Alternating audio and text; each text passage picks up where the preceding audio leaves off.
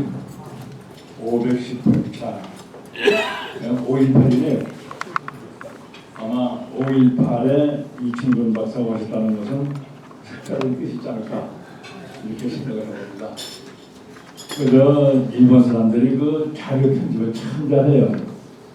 그 일본 사람들이 그 편집한 자료 중에 뭐냐면 중국의 송나라, 이제 당나라 시대에 유명한 시인들이 쓴 시를 봤는데 어떻게 많은가니 정월 초하루날 쓴 시, 그래서 365수를 해놨어요. 그래서 아무 때나 들춰보면 오늘이 5일, 만약에 6월 15일이면 6월 15일 날은 누가 그날 시였었다 하는 게 나옵니다. 그래서 365일 따볼 수 있는데, 근데 그 시를 이렇게 보면은 토종 비결보다 더 정확하게 만들어요. 근데 제가 오늘 그걸 안 보고 왔습니다만, 하여튼 충남도청 중에 그걸 추진하면서 사람들을 경서적으로 이렇게 편하게 끌고 가려니까 뭐 지역이나 토종 비결 얘기하면 공주 사람들은 잘 안 믿어요. 너무 잘 알기 때문에.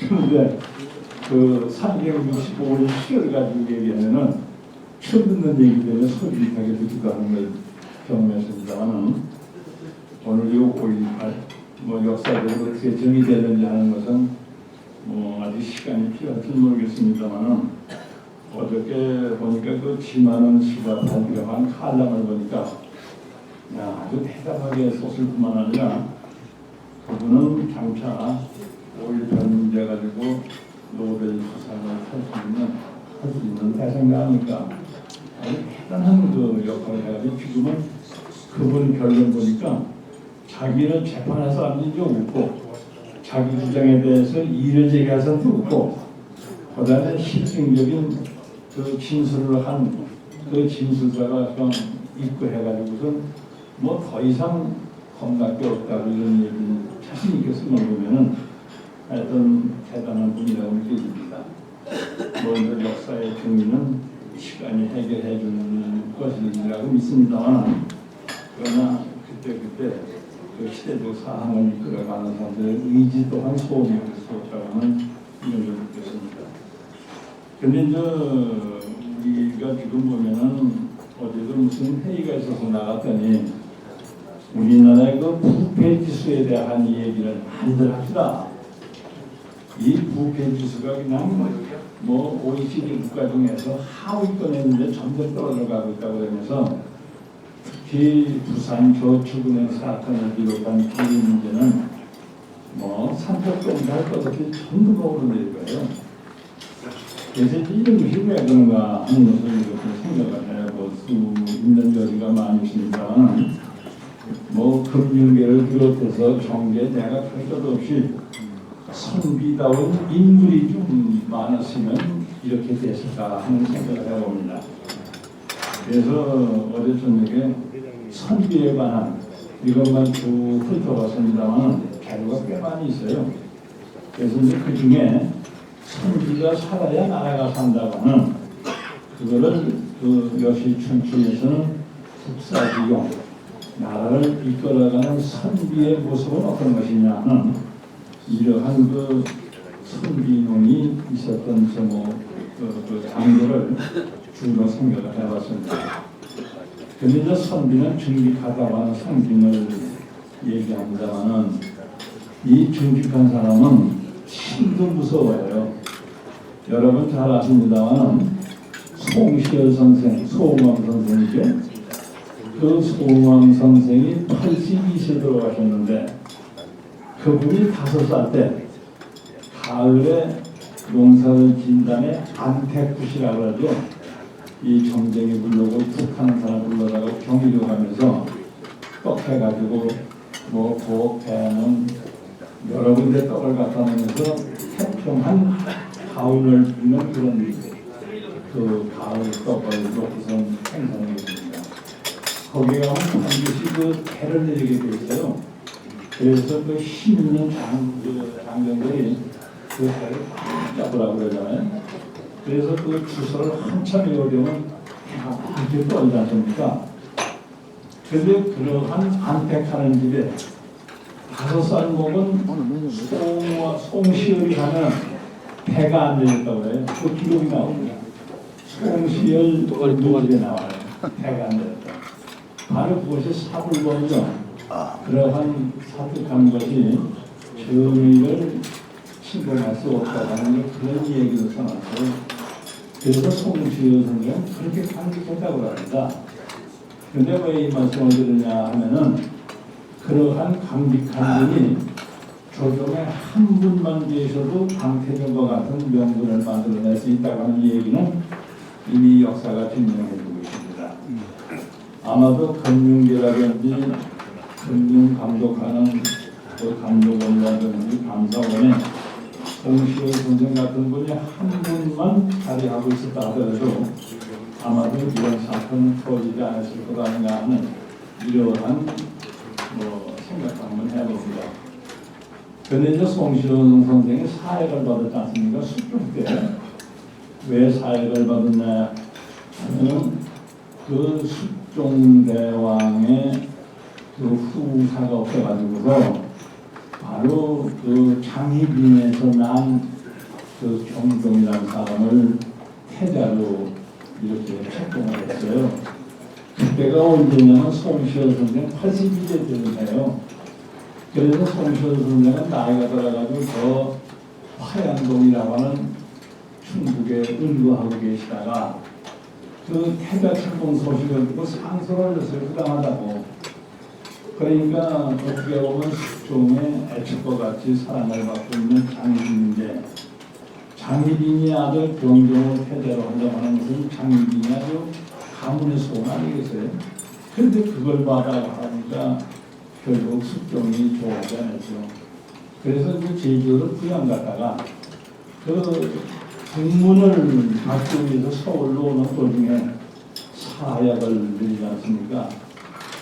근데 이제 송시열 선생은 평소에 아침에 일어나면 자기 소변을 자기가 받아서 자기가 마셨어요. 몇 년 동안. 그런데 그 사약이라는 여러분 잘 알겠습니다만 지금은 독약이라고 그러잖아요.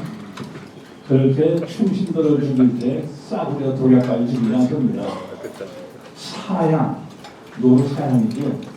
사양을 달인 물 가지고 그 사약을 만드는 거예요. 그러니까 그 사약값이 꽤 비싼 것입니다. 근데 이분에게 그 사약을 내렸는데 뭐 잘잘못 가질 것도 없이 임금의 명의임금이 나는 죽여야 된다 해가지고 이분이 사약을 마셨어요. 근데 다른 사람은 피토하고 죽는데 송시열 선생은 안 그러겠어요. 그냥 그 사약이 그냥 한국이 그냥 쭉 나와요. 왜 그러냐면 평소에 그 소변을 많이 자셔가지고 의벽에 그 소변이 이렇게 그 의벽을 해줘가지고 독이 침투가 내가지고 그냥 내려가고 그래요. 그래서 두 번째 사약을 또 내렸어요. 뭐 같이 몇 시간 동안 또 해야 되는데 또 내렸습니다. 그러니까 송시열 선생은 임금의 사약을 받고 죽지 않는다면 이건 불충이다. 이래가지고 자기 발 뒤꿈치로 항문을 이렇게 맞고 그러고 툭툭 들고 앉아서 나오지 못하게 그리고 돌아가신 거예요.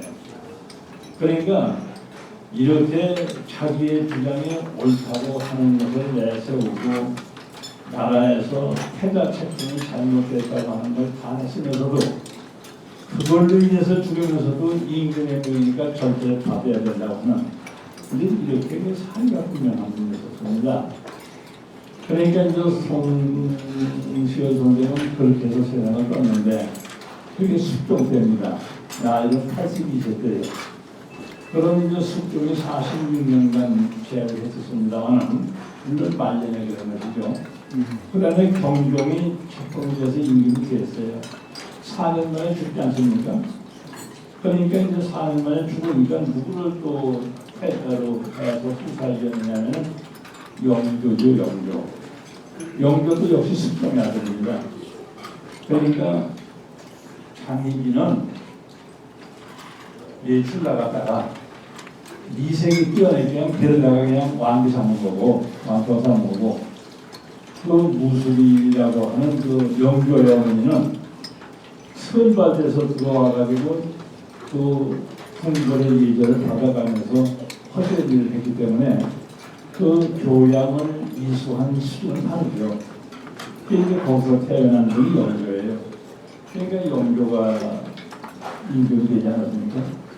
그래서 이제 우리나라 이조 왕조, 조선 왕조에서 가장 오랜 52년간 재임했잖아요. 그런데 이제 그 사도세자가 이제 죽고 그다음에 뛰어넘어서 정조가 도달이 되다 보니까 그러면 그 정종의 4년하고 그다음에 영조의 52년하고 그다음에 그 정조대왕이 24년간 재임했습니다만은 그 정조대왕이 한 20년 그러면 약 80년간이 되는데 그 후에 정조대왕이 송시의 선생에게 송자맹자처럼 자라가는 것을 쓰셨어요. 그래서 우리나라 학자 중에 자자 시험하는 사람이 송시 선생이 하나뿐이에요. 이태계, 이율곡 하나도 못 받았습니다. 그래서 그 송시 선생의 그 중탕이라고 하는 것은 그러니까 그 보조 할아버지가 되겠죠. 숙종한 정조에 대해서는. 그렇지만 보조 할아버지가 그렇게 임금의 말을 거역했다고 사회자들에서 사형처분 했는데도 불구하고 이분은 그렇지 않다 해서 그분을 송자라고 이렇게 해서 다른 것은 이태계 전직이다 이율곡 전직이다 이렇게 나옵니다만은 송시의 선생의 전직은 송자대전이라고 이렇게 나와요. 지금도 11번으로 되어 있습니다만 그거 쌀 10방울 줘도 사기 없습니다. 저한테 오면 더 신기합니다만 가지고요. 그래서 이렇게 그 성기라고 하는 비상은 기록 81세에 돌아가겠지만 그런 분들이 남겨둔 그런 위상이 결국 각 분야에 이어가기 때문에 아마도 기강이 이어져가는 것이 아닌가 느껴집니다. 그래서 그 기록에 보시는 것과 같이 성기를 하면은 정의가 다 학자에 따라서 시대에 따라 다르긴 합니다만은 그래도 이 보편성을 띠는 것이라고 한다면은 첫째 효족의 성중적인 인물이라는 얘기예요. 그 효라고 하는 그 효심하고 독행 그러니까 부모를 동경하고 근본을 알고 그 다음에 교양의 풍부함을 말하는 것이에요. 이게 그러한 성중적인 인물이 성비예요. 두 번째는 충신의 표상이다. 나라에 충성할 줄 알고 국민에 대해서 시민을 설득할 줄 알고 또 시민을 지켜갈 줄 안다고 하는 이러한 표상적인 인물이 성비라는 얘기입니다. 그리고 저 세 번째는 청명결백해서 투정을 하지 않고 그들의 절도 있는 생활 예의를 생활하는 것이 청결의 기상을 가지고 있는 성비다. 그래서 이거 삼삼육덕 세 가지 그 표상이면서 6가지 덕을 경계해 그래서 성비라고 할 수 있다 이런 얘기죠. 근데 이제 이러한 6가지 모형을 6가지 종목을 제시해놓고 거기에 맞춰서 장관이 되겠다고 청문회 나온 사람 얘기 들어보면 여기가 비춰보면 거기에 40병도 안 되는 사람이 수두룩합니다. 그래도 앞으로 참고했으니까 뭘로 그랬습니까? 부인이 됐습니다. 이런 가지 피해 나가요. 그러니까 항상 기억했잖아요. 여러분 인터넷에 들어가시면 지금 이주호인가요?